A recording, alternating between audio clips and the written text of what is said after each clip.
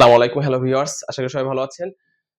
দেখেন আজকে এসেছি সার্কের অন্তর্ভুক্ত দেশগুলোর নাম সহজেই মনে রাখার একটা কৌশল নিয়ে। সেটা হচ্ছে গিয়া নিপা এমবিবিএস। এই নিপা এমবিবিএস কথাটি মানে হচ্ছে গিয়া এই নিপা লিখতে শুরুতে যে এন আছে এই এন হচ্ছে গিয়া নেপাল।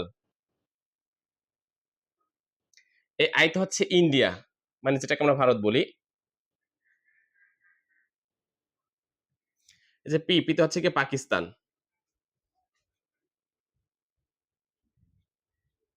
যে এ তে হচ্ছে গিয়ে আফগানিস্তান।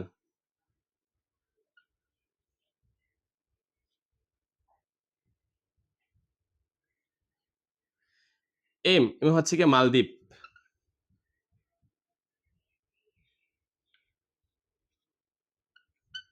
এই বি তে হচ্ছে গিয়া বাংলাদেশ।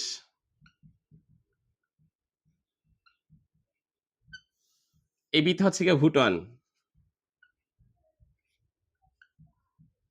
আর এস এ হচ্ছে গিয়া শ্রীলঙ্কা।